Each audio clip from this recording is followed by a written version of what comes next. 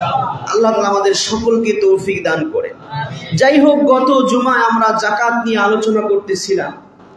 যেহেতু রমজান দান সদকা করার মুখ্যম সময় এবং আমরা অনেকে কবে যাকাত ফরজ হয়েছে, নিসাব পরিমাণের মালিক হয়েছি জানি না, সেজন্য রমজান টু রমজান অনেকে যাকাত হিসাব করেন।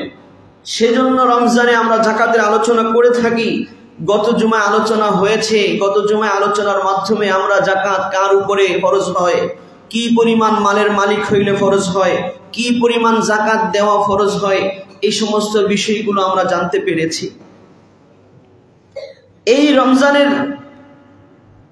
যাকাত ফরজ হোক অথবা অন্য সময়ের ফরজ হোক, এই ফরজ যাকাত যারা আদায় না করবে তাদের ব্যাপারে অত্যন্ত ভয়াবহ কথা হাদিসে এসেছে। হাদিসে পাকের মধ্যে এসেছে, আল্লাহর রাসূল সাল্লাল্লাহু আলাইহি ওয়াসাল্লাম এই কথা বলেছেন। সহিহ বুখারী মুসলিম সহ একাধিক হাদিসের কিতাবে হাদিসটি এসেছে।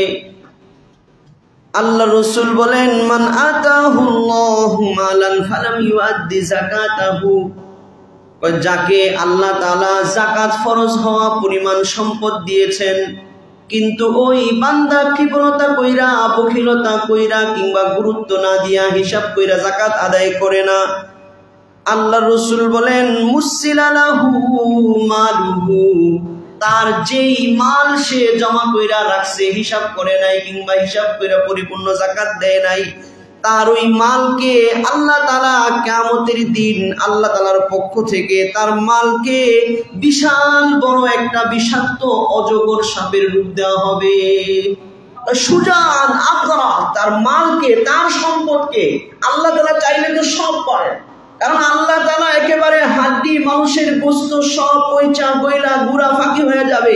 সেখান থেকে আল্লাহ তাআলা বলবেন কুম বিইذনিল্লাহ, আল্লাহর আদেশে আবার একটা ভালো মানুষ হয়ে হাসরের মধ্যে উপস্থিত হয়ে যাবে। আল্লাহ তাআলা পারেন কি পারেন না? এজন্য আল্লাহ তাআলা সম্পদ হোক, স্বর্ণ হোক, রূপা হোক, ব্যাংক ব্যালেন্স হোক, টাকা পয়সা হোক, ব্যবসায়িক পণ্য হোক, যাকাত যদি হিসাব না করে সবগুলোকে আল্লাহ তাআলা হাসরের ময়দানে বিষাক্ত অজগর সাপের রূপ দিবেন। এরপরে কি হবে? আল্লাহ রাসূল বলতেছেন লাহু জাবিবাতান, এমন বিষাক্ত সাপ, যে বিষাক্ত সাপের মাথায় কালো কালো দুইটা চিহ্ন রয়েছে, বিষাক্তর আলামত হয় এটা। এরপর আল্লাহ রাসূল বলতেছেন ইউতাওয়াকুহু ইয়াউমাল কিয়ামাহ, ওই বিষাক্ত অজগর সাপ হাসরের ময়দানে তার গলায় তাকে বেরি দিবে, তার গলায় চেপে বসবে, গলার মধ্যে তাকে বেরি পরাবে। সুম্মা ইয়াখুযু বিলিহিজিমাতাইহি, ওই সাপ তার উভয় চোয়ালে সবল দিতে থাকবে। এরপরে বলতে থাকবে আনা মালুকা আনা কানজুকা, ও বান্দা, এই যে আজকে আমি এত বড় অজগর সাপ হইয়া, বিষাক্ত অজগর সাপ হইয়া আমি যে তোমাকে সবল দিতেছি, আমি অন্য কোনো জিনিস না, আমি ওই সম্পদ, যে সম্পদকে মহব্বত কইরা ভালোবাসা ব্যাংক ব্যালেন্স কইরা রাখছো, হিসাব কইরা যাকাত দেও নাই, মনে করছো এই সম্পদ আমার থাকবে, তোমার ওই সম্পদ হইয়া আমি আজকে তোমাকে সবল দিতেছি। তাইলে আমি আমার সম্পদ ব্যালেন্স জমাইতেছি আর যাকাত না দিয়া ভাবতেছি যে এটা মনে আমার কাজে লাগবে না, আপনার সম্পদ আপনার বিপক্ষে হাসরের ময়দানে গলায় ঝুইলা সবল দিতে থাকবে। এই জন্য আল্লাহ তাআলা কোরআনের মধ্যে আল্লাহ তাআলা এই কথা বলেছেন, ওয়ালা ইয়াহসাবান্নাল্লাযীনা ইয়াবখুলুনা বিমা বাখিলু বিহি, কয় যারা দুনিয়াতে আল্লাহ তাআলা যে সম্পদ দিয়েছেন এই সম্পদ নিয়ে যারা কৃপণতা করে, হিসাব করে যাকাত দেয় না, কয় ওয়ালা ইয়াহসাবান্নাল্লাযীনা ইয়াবখুলুনা বিমা আতাহুমুল্লাহু মিন ফাদলিহি, কয় আল্লাহ দয়া করে যে সম্পদ মানুষকে দিয়েছেন এই সম্পদ নিয়ে যারা কৃপণতা করে, সম্পদে আল্লাহর যে বিধান আছে এই বিধান বাস্তবায়ন করে না, কৃপণতা কইরা যাকাত দেয় না, হয়তো নাম কাগজে কিছু দিয়া দেয়, পরিপূর্ণ সম্পদের হিসাব করে না, অথচ একজন মুসলমান হিসেবে পরিপূর্ণ সম্পদের হিসাব করা ফরজ। যেহেতু আপনি জানেন বছর যাবে আমার এই সম্পদের উপরে আল্লাহর একটা বিধান আসবে, আমার এই সম্পদের 40 ভাগের 1 ভাগ দান করে দিতে হবে, কাজেই হিসাব করা লাগবে কি লাগবে না? এখন হিসাব করা ছাড়াই দিয়া দেয়। অনেক বোকা আছে, বোকা মানুষ আছে এমনি দানশীল, এমনি কি শীল বলেন, দানশীল, লক্ষ লক্ষ টাকা দান করতেছে, লক্ষ লক্ষ টাকা খরচ করতেছে, জিজ্ঞেস করলে জাকাত দেননি হিসাব করে, কোনো সময় হিসাব করি নাই হুজুর, কি কয়, কোনো সময় হিসাব করি নাই। তা বোঝা গেল আপনি দিন সম্পর্কে অসচেতন। আপনি নফল সদকা দরকার হয় না করেন, বহুত নফল সদকা করতেছে, মসজিদ বানাই দিতেছে, মাদ্রাসা বানাই দিতেছে, সবগুলো কি বলেন, নফল সাদাকা। মসজিদে আপনি সারা জীবন 1 টাকাও দেন নাই, গুনাহ হবে না যদি মসজিদের জরুরত অন্যদের দান দ্বারা পুরা হয়ে যায়। কিন্তু আপনার যাকাতের পাই টু পাই হিসাব আল্লাহ তাআলা হাশরের ময়দানে নেবেন।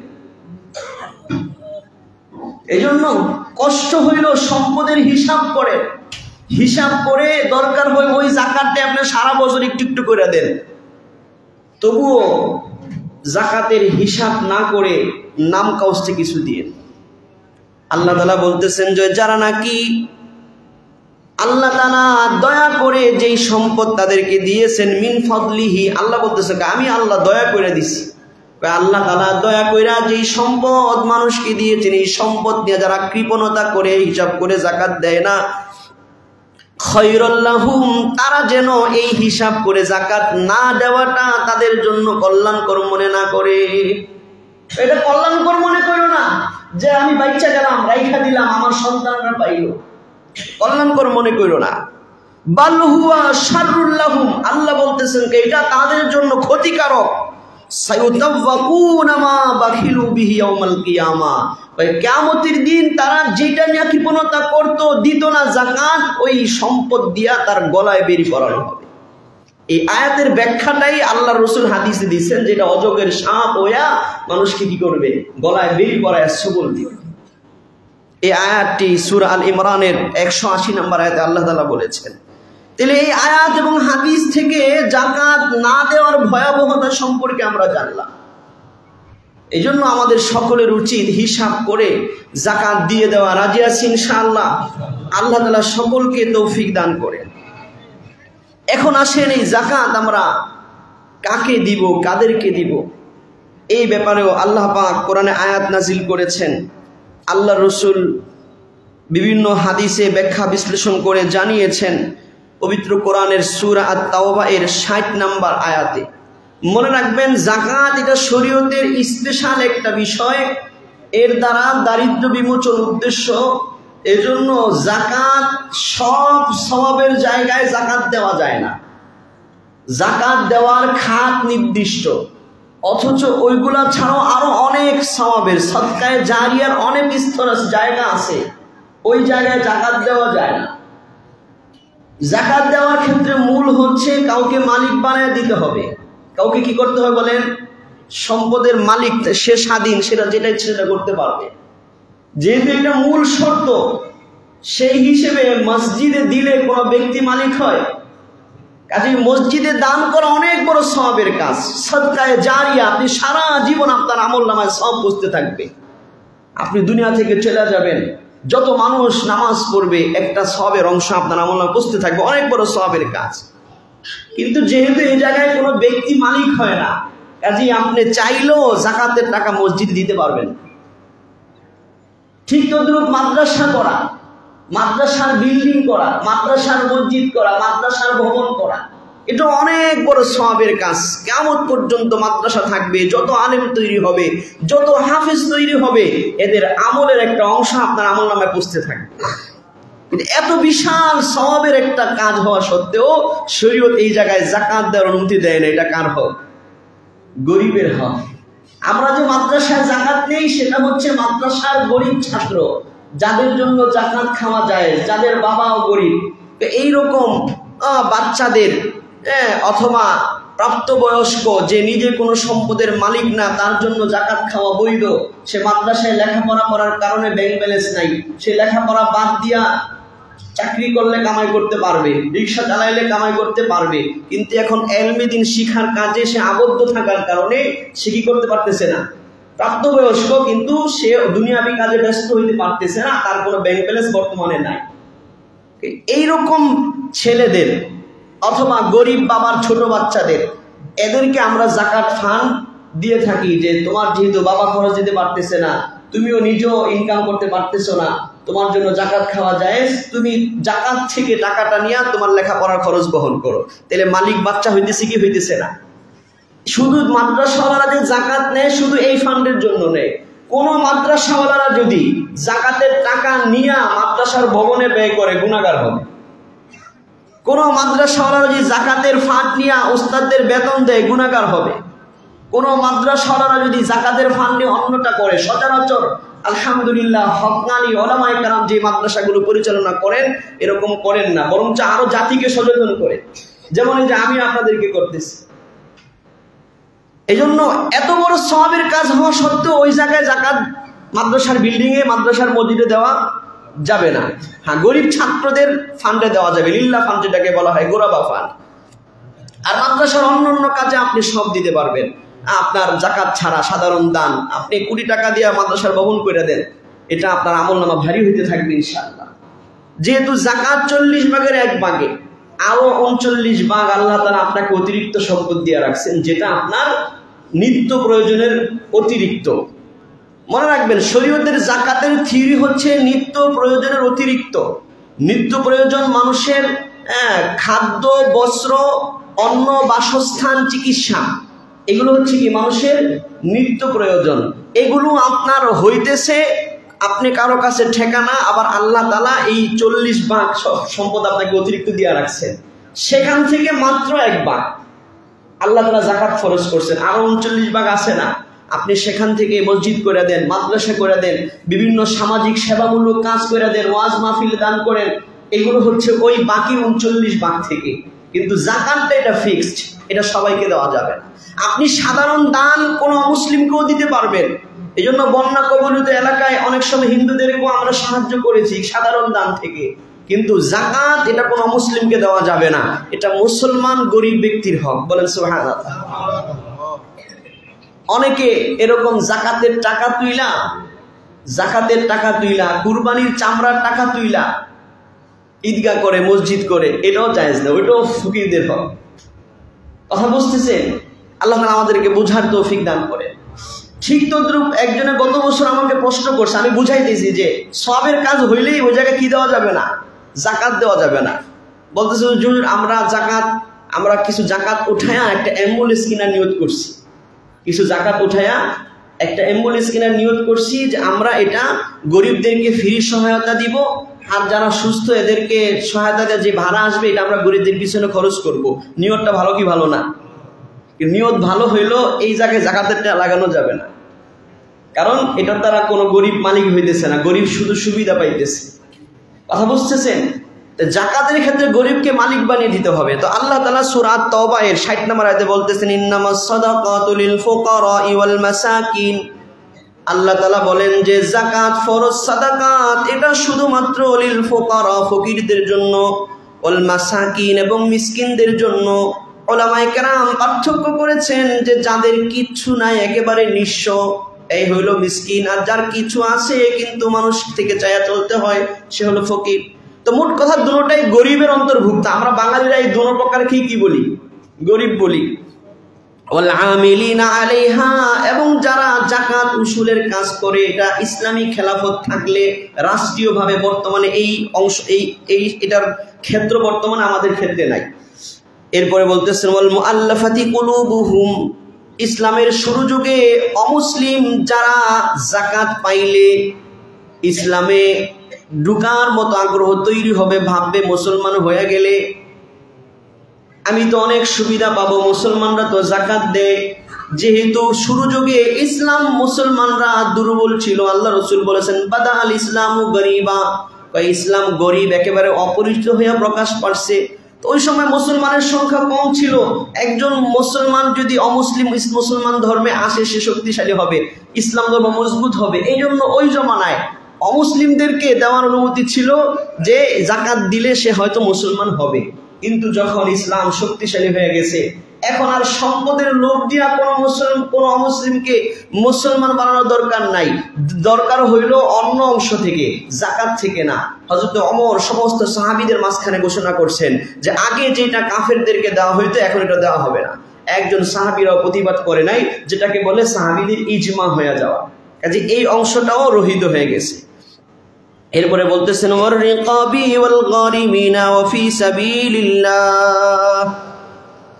আল্লাহ রাসূল বলতেছেন এরকম ভাবে আল্লাহ তাআলা বলতেছেন যাকাত পাবে যারা নাকি গরিব গোলাম আজাদ করার ক্ষেত্রে ইসলামের শুরু যুগে গোলাম বান্দির বিধান ছিল, এখনো ইসলাম সেটাকে রহিত করে নাই।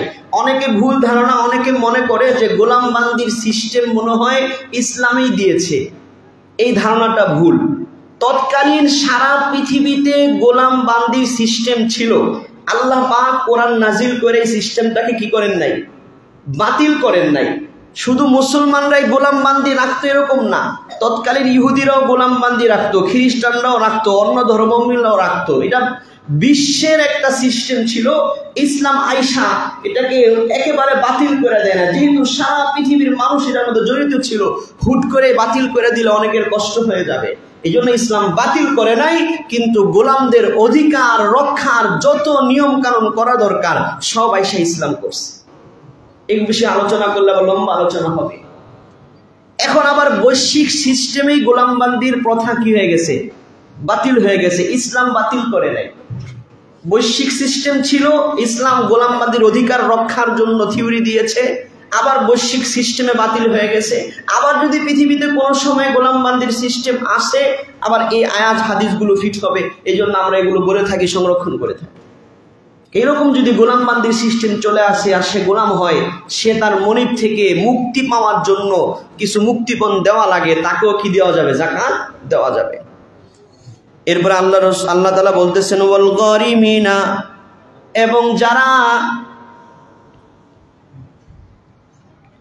ঋণগ্রস্ত তাদেরকে এই যাকাতের মাল দেওয়া যাবে। যারা ঋণগ্রস্ত তাদেরকে কি দেওয়া যাবে? যাকাতের মাল দেওয়া যাবে। ওয়া ফি সাবিলিল্লাহ, এবং যারা আল্লাহর রাস্তায়, এই ক্ষেত্রে শর্ত গরিব হইতে হবে, কিন্তু আল্লাহর রাস্তায় সে তার সময় ব্যয় করে। এটা জিহাদের রাস্তাও হইতে পারে, হজের সফরও হইতে পারে, অথবা যারা মাদ্রাসায় লেখাপড়া করে তারাও কোন রাস্তায়, আল্লাহর রাস্তায় সে আটকা, আর এই মুহূর্তে তার হাতে ব্যালেন্স নাই। যেই পরিমাণ ব্যালেন্সের মালিক থাকলে সে কি যাকাত খাওয়া তার জন্য হারাম, অথবা যাকাত দেওয়া ফরজ। কিন্তু সে আটকা আছে কেন? সে এলমে দিন শিক্ষার কাজে আটকা, এজন্য কর্ম করতে পারতেছে না। তাহলে এদেরকেও সাবিলিল্লাহ, যে আল্লাহর রাস্তায়, এদেরকেও কি দেওয়া যাবে? যাকাত দেওয়া যাবে, বিশেষভাবে এদেরকে দেওয়া যাবে। তার কারণ হচ্ছে এদেরকে যদি আপনি যাকাত দেই, তাইলে এর দ্বারা আপনার দ্বিগুণ সওয়াব হবে। কি সওয়াব হবে বলেন? দ্বিগুণ সওয়াব হবে। সেটা হচ্ছে যে আপনি দিনের কাজেও সহযোগিতা করলেন, আবার একটা গরিবকেও আপনি সহযোগিতা করলেন। বলেন সুবহানাল্লাহ। আপনার সাধারণ একজন গরিবকে দিলেন আপনার টাকা দিয়া, সে যদি গাঞ্জাও খায় আপনার কিছু করার নাই। আমার কথা বুঝতেছে? সে যদি এটা সুদেও লাগায় আপনার কিছু করার নাই।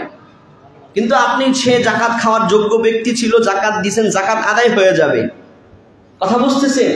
সে না খায় ছিল, হয়ে যাবে।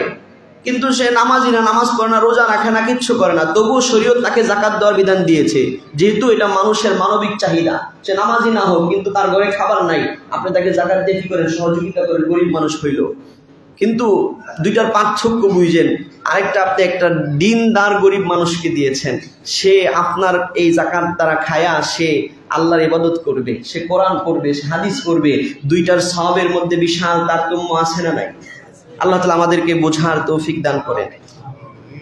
এই জন্য আমরা যাকাত হিসাব করে সকলেই দিব। রাজি আছি ইনশাআল্লাহ? রমজানের এই শেষ দশকের আরো একটি বিশেষ গুরুত্বপূর্ণ বিষয় হচ্ছে, আরেকটা হাদিস বলি, সেটা হলো এই যাকাত আমরা অনেকে কৃপণতা করে দেই না, অথচ হাদিসে এসেছে, সেই বুখারী মুসলিম একাধিক হাদিসে কিতাবে এসেছে, আল্লাহ রাসূল বলেছেন লা তাকুমুস সাআতু, ওই সময় পর্যন্ত কিয়ামত হবে না যে একজন ব্যক্তি তার সদকা নিয়ে আসে রাস্তায় বের হবে, হাঁটতে থাকবে, ফালা ইয়াজিদু মাইয়াখুযুহা, তার ওই সদকা যাকাত গ্রহণ করার মতো কোনো মানুষ সে খুঁজে পাবে না। কিয়ামতের আগে এমন হবে যে নিজের ফরজ যাকাত আদায় করার জন্য মাথায় টাকার বোঝা নিয়ে, স্বর্ণের বোঝা নিয়ে, রূপার বোঝা নিয়ে হাঁটবে, আর যাকাত নিবে এরকম লোক খুঁজবে, কিন্তু নিজের ফরজ যাকাত আদায় করার লোক পাইতেছে না। ওই লোক বলবে, মিয়া আজকে আইছেন, কালকে আমি গরিব আছিলাম, কালকে দিলে ভালো হইতো, আজকে আমি ধনী হয়ে গেছি। সুবহানাল্লাহ। তাইলে বোঝা গেল আপনার ফরজ যাকাত আদায় করা আপনার দায়িত্ব। আপনি খুঁজা খুঁজা এই যাকাতের ফরজটা আদায় করেন, তাইলে কি হবে? আপনি জিম্মাদার, আপনার যাকাতের ফিকির আপনার আছে, আপনি মানুষকে খুঁজা খুঁজা দিয়া দেন। এই জন্য কোরআনের অন্য আয়াতে আল্লাহ তাআলা বলছেন, এই যাকাত হচ্ছে ওই সমস্ত মানুষদের জন্য, উহসিরু ফি সাবিলিল্লাহ, যারা আল্লাহর রাস্তায় আটকা পড়ে গেছে, গরিব, লা ইয়াসআলুনান নাস ইলহাফা, যে আবার তাদের গুণ হইল এরা মানুষের কাছে অনুনয় বিনয় করে চায় না। অনুনয় বিনয় করে কি করে না? চায় না। কিছু মানুষ তো পেশা বানায় নিছে, গরিব হোক অথবা গরিব না হোক, বাস সে সবার কাছে চাইতেছে, খাবার থাকলেও চাইতেছে, এটা পেশা বানায় নিছে। কিছু মানুষ আছে বাস্তবে সে গরিব, ঋণ করে চলতেছে, ঋণের বোঝা ভারী হচ্ছে, কিন্তু কারো কাছে হাত পাতে না, আবার তার ব্যাংক ব্যালেন্সও নাই, জাকাত খাওয়ার যোগ্য। এদেরকে খুঁজা খুঁজা জাকাত দেওয়ার কথা আল্লাহ কোরআনে বলছে। এদের বাহ্যিকভাবে দেখা মনে হয় না, চিনা যায় না যে গরিব, সম্ভ্রান্ত, কিন্তু বাস্তবে কি সে অসহায় গরিব। এইরকম যদি আপনি তথ্য তালাশ করেন, খুঁজে পাওয়া সম্ভব কি সম্ভব না? এদেরকে খুঁজা খুঁজা জাকাত পৌঁছায় দেন, কারণ পৌঁছানো আপনার দায়িত্ব। এখন যে গরিবরা আসে মানে আপনার প্রতি দয়া করতেছে, যদি না আসতো আপনি কার কাছে দিতেন? ঠিক তদ্রুপ এই যে মাদ্রাসা লিল্লাহ ফান্ডের চিঠি আপনার কাছে যে দেয়, আপনার প্রতি দয়া করতেছে মনে করতে হবে, যে আমার যাকাত যেন আদায় হয়, উনি একটা খাত নিয়ে আসছে, ওইকে আমাদের ওই সময় এসে গেলে তো দেওয়ার লোক পাইবেন না। আমি জোরে বলেন ঠিক কিনা? এই জন্য গত জুমায় ঘোষণা করেছিলাম, এই জুমায় ঘোষণা করতেছি, আপনাদের পার্শ্ববর্তী যে মাদ্রাসা জামিয়া ইসলাম বেলাল হাফসি, এই কবরস্থানের পাশে, এখানেও লিল্লাহ ফান্ড আছে। লক্ষ লক্ষ টাকা খরচ হয়, গত বছরে প্রায় 6 লক্ষ টাকা খরচ হয়েছে, আগামী বছরের দ্বিগুণ হইতে পারে। তো এই ফান্ডে আপনারাও দিবেন। অনেকের কাছে আমি চিঠি পৌঁছাইতে পারি, অনেকের কাছে নিয়ত করি, কিন্তু পারি না, সময় হয় না, বা আমার সাথে সাক্ষাৎ হয় না। এই জন্য ঘোষণা দিয়ে দিলাম, এটা ছাড়াই ইনশাল্লাহ পৌঁছায় দিবেন। রাজি আছি ইনশাআল্লাহ? আল্লাহ তাআলা তৌফিক দান করেন। আরেকটা অংশ নিজের আত্মীয় স্বজনের জন্য রাখবেন, যারা গরিব আত্মীয় স্বজন, কারণ আল্লাহ রাসূল বলেছেন, ইবদা বিমা তাউলু, তোমার দান সদকা শুরু করো তোমার নিকট আত্মীয়দেরকে দিয়া, যারা তোমার নিকট আত্মীয়, তাদের জন্য একটা অংশ রাখেন।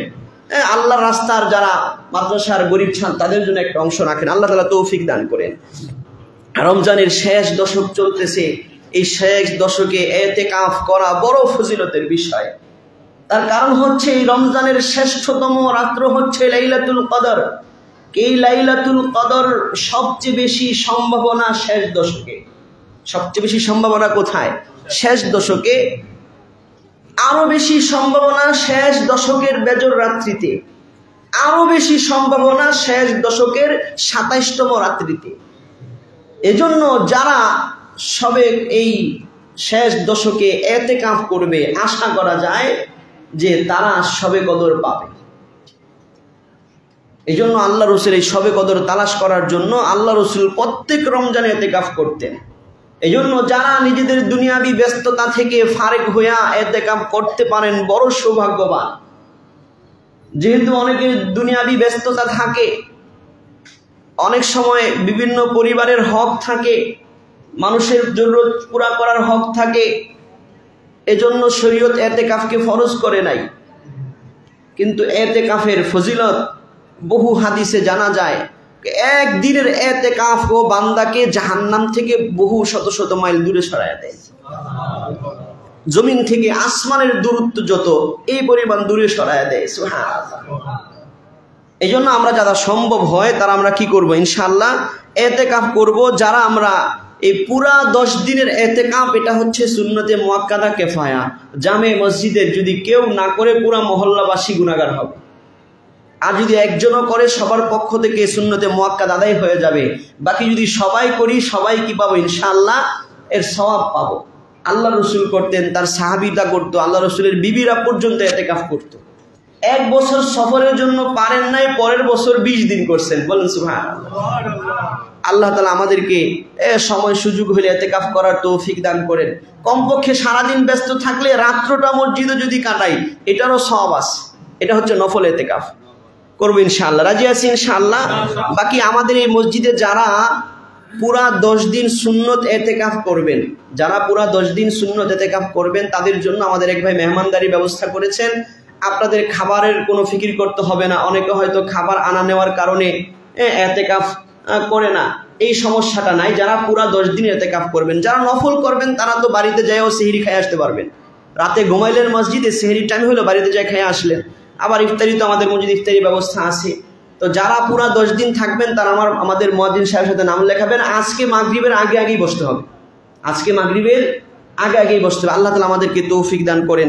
আরেকটি ঘোষণা, সেটা হচ্ছে আমরা জানি ফিলিস্তিনে আমাদের মুসলমান ভাইয়েরা প্রতারণার শিকার হয়ে, ইহুদিদের যুগ যুগ ধরে বৈশিষ্ট্য ছিল তারা চুক্তি ভঙ্গ করে। আমি ধারাবাহিক আলোচনা করেছিলাম, তারা নবীদের সাথে চুক্তি ভঙ্গ করেছে। এই যে মাত্র কিছুদিন আগে যারা যুদ্ধবিরতির চুক্তি করলো, বন্দি বিনিময়ের চুক্তি করলো, পরিপূর্ণ এখনো চুক্তি শেষ হয় নাই, তারা যুক্তরাষ্ট্রের জালেম ট্রাম্পের প্ররোচনায় তারা আবারও এই চুক্তি ভঙ্গ করে আমাদের এই ফিলিস্তিনের ভাইদের উপর অত্যাচার করতেছে। প্রায় 1000 খানিক মানুষকে রমজান মাসে সাহারির সময় বোমা ফেলে, ইফতারির সময় বোমা ফেলে তাদেরকে শহীদ করে দিতেছে। সারা পৃথিবীর মুসলমান আমরা শুধু তাকায় আসি, মুখে কিছু বলতে পারি না। আল্লাহ রসুল বলেছেন, মান রাআ মিনকুম মুনকারান ফালিয়ুগাইয়িরহু বিয়াদিহি। তোমাদের কেউ যদি কোনো অন্যায় দেখে, যদি সামর্থ্য থাকে, নিজের শক্তি দিয়া, নিজের হাত দিয়া, নিজের প্রভাব দিয়া যেন এটাকে পরিবর্তন করে, এটা বিরোধিতা করে। এখন তো দরকার ছিল সারা পৃথিবীর মুসলিম রাষ্ট্রগুলো অস্ত্র নিয়ে আমাদের এই ফিলিস্তিনের ভাইদের পাশে দাঁড়ানো। জোরে বলেন ঠিক কিনা? আমরা মুসলমান যেহেতু রাষ্ট্রীয় বিধি নিষেধের কারণে চাইলেও মনে চাইলেও পারি না। এখন দরকার ছিল ফিলিস্তিনি ভাইদের পাশে সশস্ত্র শক্তি নিয়ে দাঁড়ানো। যদি এই ভারত উপমহাদেশে একজন মুসলিম নারীকে যখন রাজা দাহির অত্যাচার করতেছিল, তখন যদি মুহাম্মদ বিন কাসেম সশস্ত্র শক্তি নিয়ে হিন্দুস্তানে না আসতেন, হয়তো আমরা কেউ মুসলমান হইতে পারতাম না। এই ভারত উপমহাদেশে মুসলমানের বিস্তার প্রসার হয়েছে এই সশস্ত্র ভাবে ঢুকার মাধ্যমেই। যখন জুলুম করেছে সশস্ত্র হামলা, তখন মুহাম্মদ বিন কাসেম করতে এসেছে। এই দায়িত্ব বর্তমানে মুসলিম রাষ্ট্রপ্রধানদের। জোরে বলেন ঠিক কিনা? যদি সারা পৃথিবীর মুসলিম রাষ্ট্রপ্রধানগুলো এক হইয়া একজোটে তাদের সশস্ত্র সৈন্যগুলোকে পাঠানোর ঘোষণা করত, নিঃসন্দেহে যুক্তরাষ্ট্র এবং ইসরায়েল তারা সোজা হয়ে যেত। জোরে বলেন ঠিক কিনা? কারণ পৃথিবীর মানুষ সামাজিক জীব। মুসলমানরা সব দিক দিয়ে আমেরিকার কাছে ঠেকা না, তেলের দিক দিয়ে আমেরিকান মুসলমানের কাছে ঠেকা। জোরে বলেন ঠিক কিনা? এরকম বহু বিষয় আছে, যখন যদি সমস্ত মুসলিম রাষ্ট্র এক হইতো, মুহূর্তে সমাধান হয়ে যেত। জোরে বলেন ঠিক কিনা?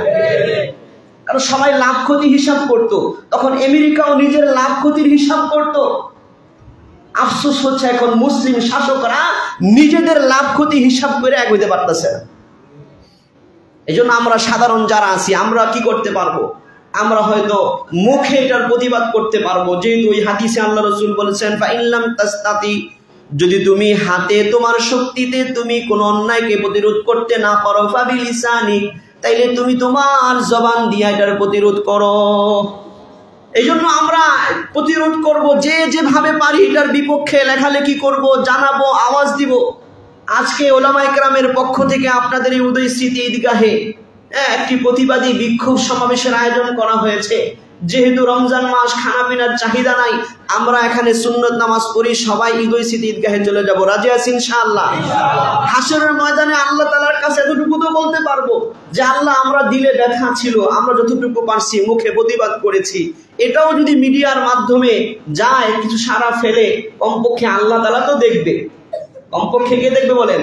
আল্লাহ তাআলা তো দেখবে আমরা যতটুকু করতে পারি। এই জন্য আমরা সকলেই চলে যাবো ইনশাআল্লাহ। সেখানে ভিক্ষুক মিছিল হবে, কিছু আলোচনা হবে, এর দ্বারা আমাদের ভিতরে সচেতনতা তৈরি হবে ইনশাআল্লাহ। এটারও ফায়দা আছে। তার কারণ হইল এই ইহুদিরা ইনশাআল্লাহ একদিন মুসলমানদের কাছে পরাজিত হবে। সেই বুখারী একাধিক হাদিসে কিতাবে আল্লাহ রাসূল বলছেন যে লা তাকুমুস সাআতু হাত্তা তুকাতিলুল ইয়াহুদ, ওই সময় পর্যন্ত কিয়ামত হবে না যতক্ষণ পর্যন্ত তোমরা ইহুদিদের সাথে যুদ্ধ করবে না।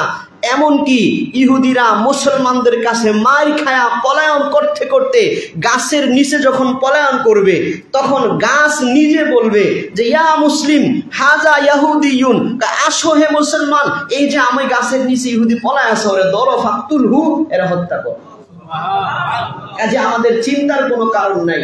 আল্লাহ রাসূল বলছেন কিয়ামত পর্যন্ত মুসলমানদের একটা দল ইহুদিদের সাথে, অমুসলিমদের সাথে যুদ্ধ করতে থাকবে। অমুসলিমরা তাদেরকে নিশ্চিহ্ন করতে পারবে না। বাকি সামান্য কিছু বিপদ মুসিবত তাদের উপর আসবে। সাহাবীরা জিজ্ঞেস করছে ওই দল কোথায় থাকবে? আল্লাহ রাসূল বলেছেন ফি বাইতুল মাকদিস আও ফি আকনাবি বাইতুল মাকদিস, ওই দল থাকবে মসজিদে আকসা অথবা তার আশেপাশের এলাকায়। বলেন সুবহানাল্লাহ। কাজে এরা অত্যাচার করে হাজার হাজার মুসলমান মারতে পারবে, ইনশাআল্লাহ শেষ করতে পারবে না। এই জন্য আমরা প্রতিবাদ করবো। আল্লাহ তাআলা আমাদের সকলকে তৌফিক দান। কাজে এরা অত্যাচার করে হাজার হাজার মুসলমান মারতে পারবে, ইনশাআল্লাহ শেষ করতে পারবে না। এই জন্য আমরা প্রতিবাদ করবো। আল্লাহ তাআলা আমাদের সকলকে তৌফিক দান।